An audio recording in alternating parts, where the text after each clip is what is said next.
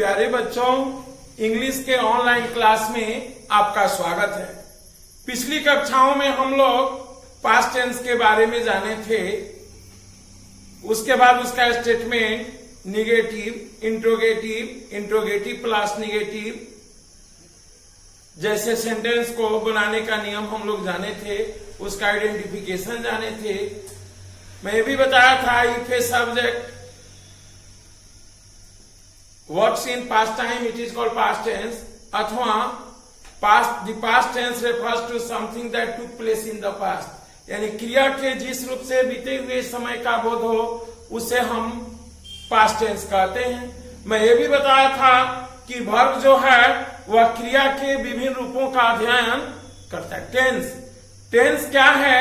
Tense क्रिया के विभिन्न रूपों का अर्थात वर्ब के विभिन्न रूपों का अध्ययन करता है। आज हम लोग जान रहे हैं पास्ट टेंस के वाक्यों को WH क्वेश्चन में बनाने का नियम। WH क्वेश्चन में है जो question word what, where, how and why से शुरू होते हैं तथा इनका जवाब हम यस या नो में नहीं दे सकते हैं। तो सबसे पहले हम क्वेश्चन वर्ड लिखेंगे what, when, why, how, where, etc, was या वेयर, सब्जेक्ट। वाज वेयर का प्रयोग हम अकॉर्डिंग टू सब्जेक्ट करेंगे। नॉट, यानी आवश्यकता होगा तो नॉट लगाएंगे, नहीं होगा तो हम नॉट का प्रयोग नहीं करेंगे। Other word interrogation marks. पूर्व की कक्षाओं में मैं आपको बता चुका था कि वाज और वेयर का प्रयोग कहां होगा। I, first person singular I के साथ was, first person plural we के साथ वेयर, सेकेंड पर्सन यू के साथ वेयर, थर्ड पर्सन दे के साथ वेयर, थर्ड पर्सन प्लूरल दे के साथ वेयर, और जनरल जो बहुवचन प्लूरल है उसके साथ हम वेयर का प्रयोग करते हैं, जबकि इसी सिंगुलर थर्ड पर्सन के साथ हम वाज का प्रयोग करते हैं। आइए हम इसका एग्जाम्पल बनाएं। जैसे में हम देखेंगे एज,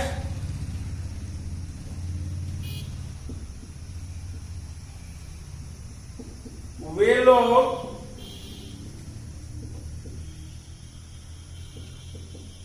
कैसे थे, कैसे का लिखेंगे हाउ, वे लोग का दे होगा, दे के साथ वेयर का प्रयोग होगा। हाउ, वेयर, दे।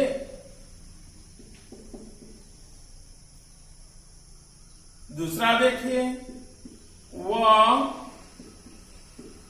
क्यों नहीं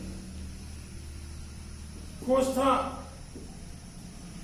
Why was he not happy?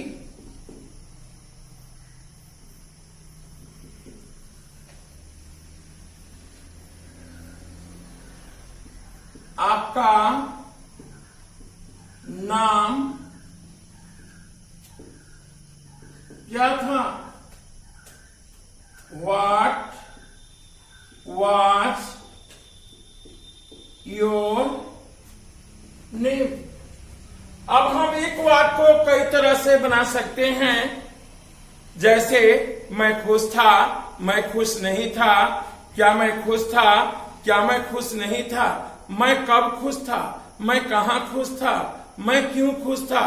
इस तरह एक वाक्य को हम कई तरह से बना सकते हैं।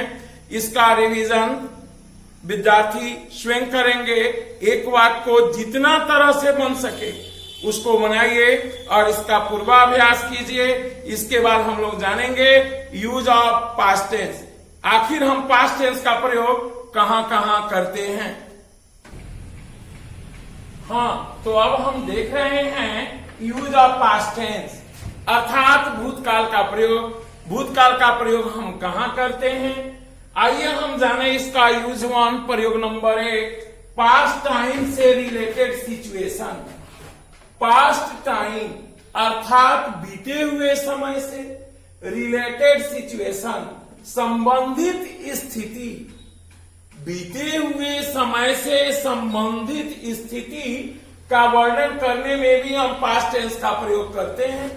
आइए अब हम देखेंगे एज में। जैसे वह बीमार था। He was ill. वह बीमार था। यह है पास्ट से रिलेटेड सिचुएशन, यानी बीते हुए समय से संबंधित स्थिति है, वह बीमार था, इसके लिए हम पास्ट टेंस का प्रयोग करते हैं। एक दूसरा एग्जांपल देखेंगे। सोनू was an orphan, अर्थात सोनू अनाथ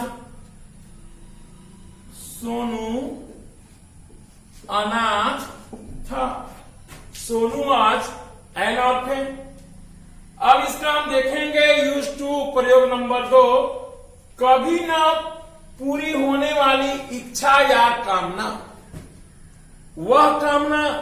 वह इच्छा जो कभी पूरी न हो को बताने के लिए भी हम पास्ट टेंस का प्रयोग करते हैं। और ये बात if, as if, as the, if only, I wish या वी विश इत्यादि से शुरू होते हैं। अब इसका डिटेल मैं आपको क्लॉज में भी बताऊंगा। इफ का अर्थ होता है यदि या अगर, यह एडवर्ब क्लॉज ऑफ कंडीशन है, यह स्थिति को दर्शाता है। यह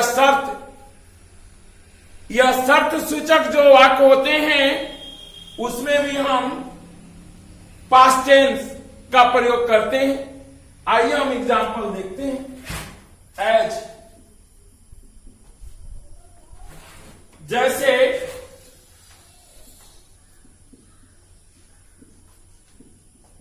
अगर मैं भूत होता,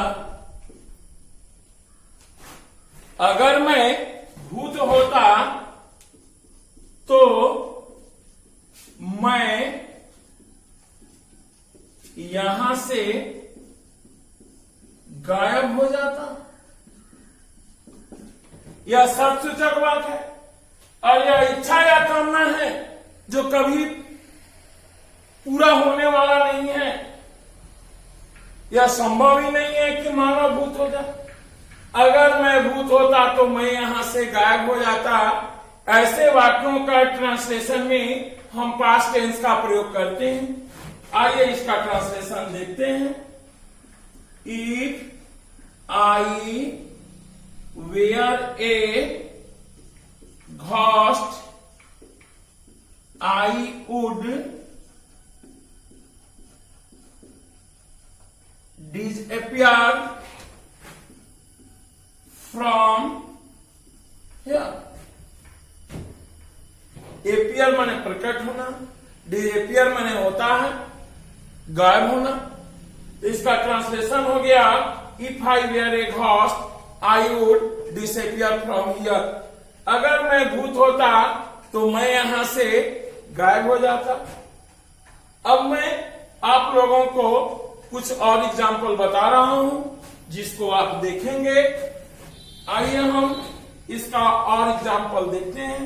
जैसे कि आप लोग यूज 1, यूज 2, यूज 1 को आप लोग पूरा लिख चुके होंगे, इसको पूरा समझ लीजिए, फिर यूज 2 में आइए।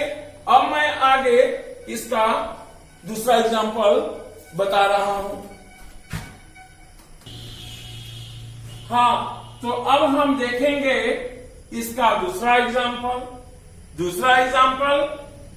एज इफ का अर्थ होता है मानो। यह क्रिया के होने का रीति ढंग या तरीका बताता है, इसलिए इसे एडवर्ब क्लॉज ऑफ मैनर भी कहते हैं। आइए इसका एग्जाम्पल देखते हैं। दूसरा में देखिए, वह ऐसे दिखता है मानो वह भूत हो। यह क्रिया के होने का ढंग तरीका, उसका मैनर बताता है। क्लॉज में चलेंगे तो ये होता है एज इफ से शुरू होने वाला clause adverb clause of manner होता है, जिसके बारे में विस्तृत जानकारी हम आगे पढ़ेंगे। आइए इसको बनाते हैं हम। वो ऐसे दिखता है कि looks as if he were a ghost. आइए फिर दूसरा एग्जांपल देखते हैं। एज दो का भी अर्थ होता है मानो। वह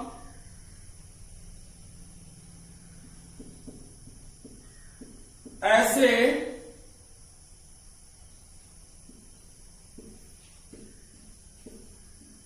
दिखती हैं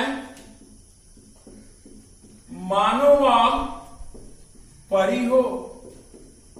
वह ऐसे दिखती है मानो वह परी हो। She looks as the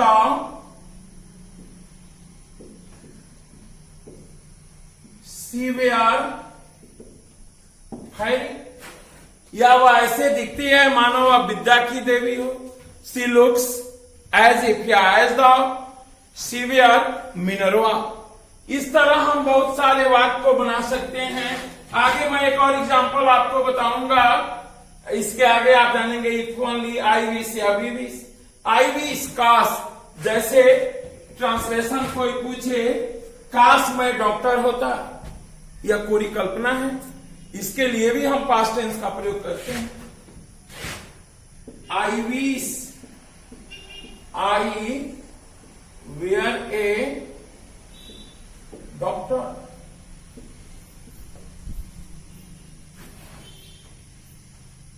I wish I were a doctor, काश मैं डॉक्टर होता। इसी के साथ हमारा पास्ट टेंस और उसका यूज समाप्त हुआ। अब हम जानेंगे काइंड्स ऑफ पास्ट टेंस, अर्थात पास्ट टेंस के कितने भेद होते हैं। हाँ, तो अब हम देखेंगे काइंड्स ऑफ पास्ट टेंस अर्थात पास्ट टेंस का भेद। पास्ट टेंस के जैसे मैं बताया था प्रेजेंट टेंस के भी 4 भेद होते हैं, उसी तरह पास्ट टेंस के भी 4 भेद होते हैं और फ्यूचर टेंस के भी 4 भेद होते हैं।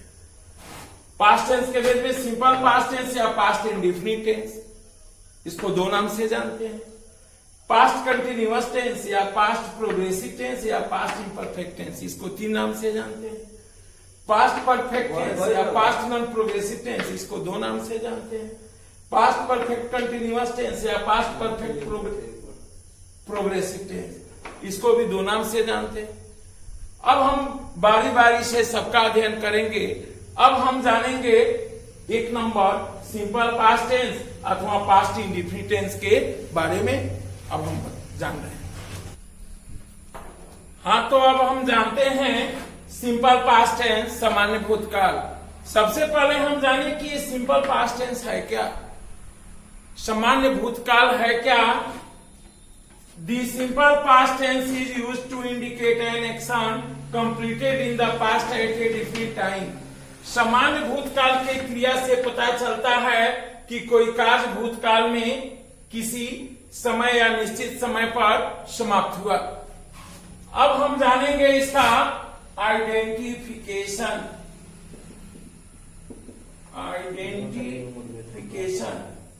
यानी पहचान। हम जानेंगे कि इसका पहचान क्या है। तो इसका पहचान जिस हिंदी क्रिया के अंत में या, ए, ई इत्यादि हो तो उसे हम सिंपल पास्ट टेंस कहते हैं। आइए इसका आइडेंटिफिकेशन जाने। जिस हिंदी क्रिया के अंत में या, ए, ई इत्यादि हो तो उसे सिंपल पास्ट टेंस कहते हैं। आइए हम इसका उदाहरण जानें।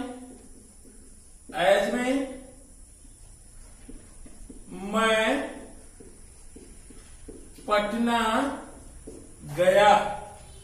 देखिए इसके अंत में या है, यह कौन सा टेंस होगा? Simple past tense. वे लोग क्रिकेट खेले। इसके अंत में प्रोनाउंसिएशन देखेंगे, उच्चारण देखेंगे। ए यह होगा सिंपल पास्ट टेंस। अगला एग्जांपल, वह कॉलेज गई, या वह, एग्जांपल हम देखते हैं, वह गाना गाया। तो इसके अंत में या ए ई, यह कौन सा टेंस होगा? Simple past tense. अब हम जानेंगे ऐसे वाक्यों का ट्रांसलेशन, यानी हम सिंपल पास्ट टेंस के वाक्यों को कैसे बनाएंगे उसका फॉर्म जानेंगे। हाँ, तो अब देखें हम सिंपल पास्ट टेंस का फॉर्म, यानी इसका ट्रांसलेशन हम कैसे बनाएंगे। सबसे पहले 1 नंबर में हम सब्जेक्ट लिखेंगे, उसके बाद V2 अर्थात वर्ब का दूसरा रूप, उसके बाद अदर वर्ड होगा, उसके बाद फुल स्टॉप होगा। अब हम देखेंगे, अब जितने भी सब्जेक्ट होंगे प्रत्येक के साथ V2 अर्थात वर्ब का दूसरा रूप का प्रयोग होगा। फिर इसको हम अपना कॉन्सेप्ट क्लियर करते हैं।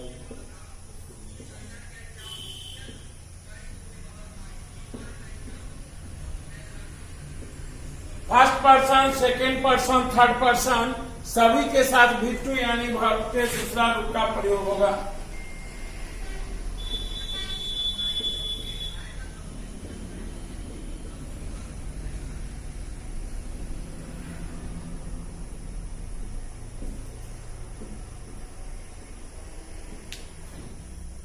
आइए हम इसका एग्जाम्पल देखते हैं।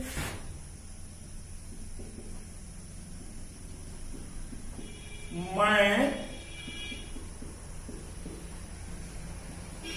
अंग्रेजी बोला। मैं का होगा आई, बोलना का अंग्रेजी स्पीक होता है। स्पीक का दूसरा रूप speak, spoke, spoken, speaking, speaks 5 रूप है। चौथा रूप में आईएनजी जोड़ते हैं, पांचवा रूप में इससे आईएस जोड़ते हैं। बट दूसरा और तीसरा रूप में उसका कोई विशिष्ट रूल रेगुलेशन नहीं है, उसको हमें सिर्फ उसको याद करना होगा। इसका हो जाएगा आई स्पोक इंग्लिश। दूसरा एग्जांपल, वह गाना गाई। सी sang a song। अगला एग्जांपल, वे लोग क्रिकेट खेले। They played cricket. इस तरह आप बहुत सारे वाक्यों का ट्रांसलेशन जिसके अंत में या ए ई हो उसका आप अनुवाद सिंपल पास्ट टेंस के फॉर्म के आधार पर आप बना सकते हैं, यानी सब्जेक्ट V2 अदर वर्ड। इस पर आप अपना अभ्यास करेंगे, जितना अधिक से अधिक होगी वो उतना ट्रांसलेशन आप बनाएं। प्रॉब्लम हो तो हमें शेयर करें, और साथ ही इंग्लिश में बेहतर जानकारी के लिए आप इस चैनल को सब्सक्राइब करें, बेल आइकन को दबाएं और अपने भविष्य को उज्जवल बनाएं। धन्यवाद।